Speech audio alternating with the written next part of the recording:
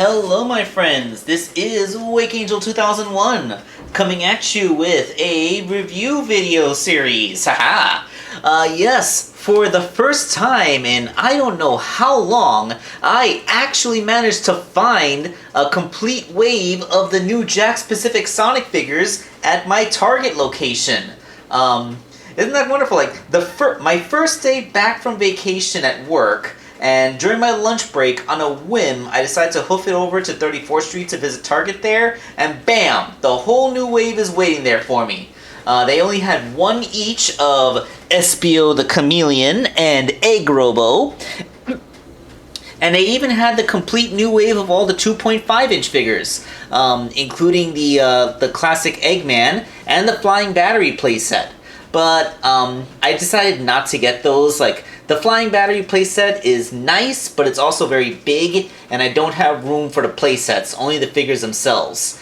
And I got Classic Knuckles because Classic Knuckles. I'll explain later. So the first thing we're going to do is take a look at the little guy. So this video is going to be the review of Classic Knuckles, and then I'll review the other two in other videos. So here is Classic Knuckles in the packaging. Standard bubble affair. I like how Jakks is finally learning not to put them in restrictive pre-assumed poses. This is a very decent stance for Knuckles, which is, it's neutral but also kind of relaxed. And on the back you see Knuckles is a red echidna and the last of his tribe, as well as the other figures that you will find in this wave. Now, the Flying Battery Zone playset, which has these figures pictured on the back of it, comes with a Sonic figure that's not in a pre-assumed stance, which is really cool, but, you know, like, I'm not going to buy that entire playset just to get another classic Sonic figure. I have so many of him, even in this scale. So, if they release that particular Sonic individually, I'll probably get it, but, you know, I'm not buying the Flying Battery Zone playset just for that. So let's get him out of the packaging and take a look at the figure itself. And here is Classic Knuckles out of the packaging. It is just a little Knuckles figure. You can give him a quick turnaround. The sculpt on him is quite immaculate.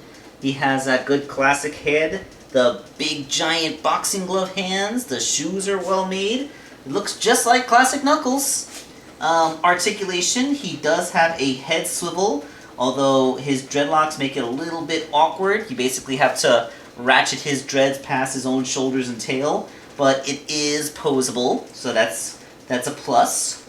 The shoulders are on universal joints, so they can go outwards as well as rotate around. And with his elbows in this slightly bent but mostly relaxed posture, that actually means that you get a decent amount of posability out of him. You can have him running with one in front and one back. You can have him like holding him up like he's ready to start fighting, and or you can just basically have him holding one up like he's getting ready to punch you. The only thing that could help is if he had wrist swivels, so that you could, like, get a better punch posture out of it. But, you know, like, this is the Jakks Pacific 2.5-inch line. They never really had ankle or wrist swivels for these figures. The hips are universal as well, so they go up and they rotate.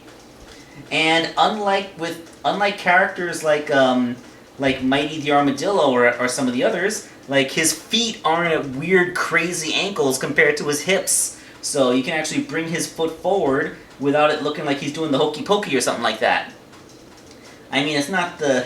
I mean, his foot is a little bit weirdly aligned, but not to an extreme degree. If there's anything I would point out as a flaw in the deco, I would say it's right here in his Guardian swoosh.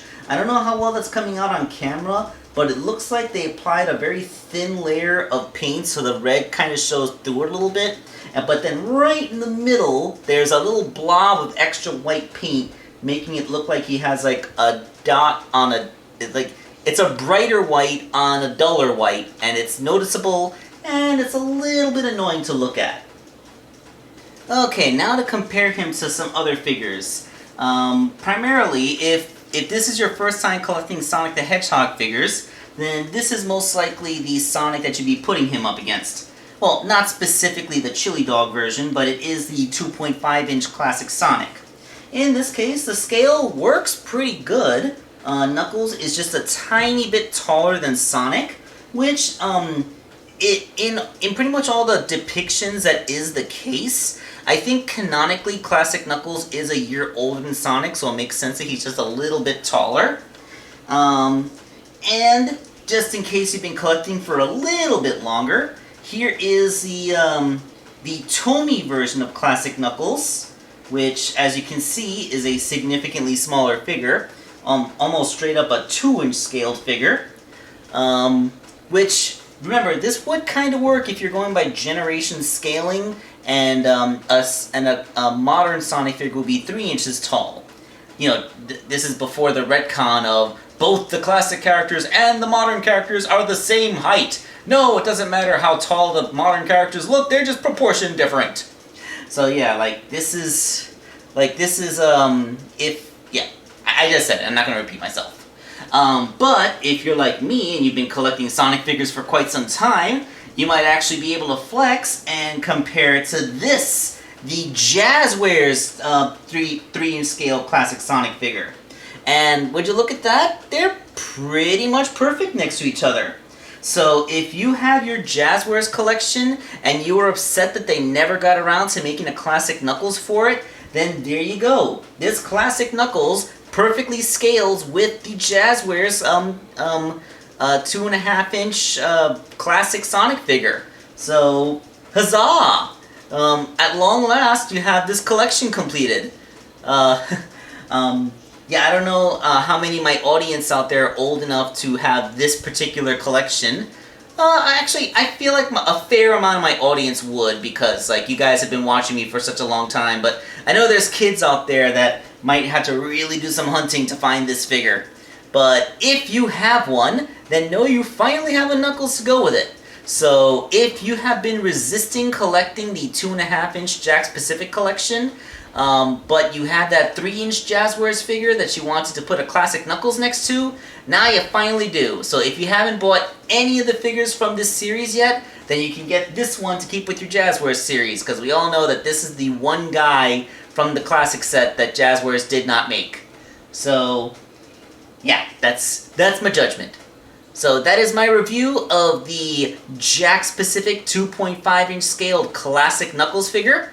I hope you guys got something valuable out of this. And this is Wake Angel 2001 signing off.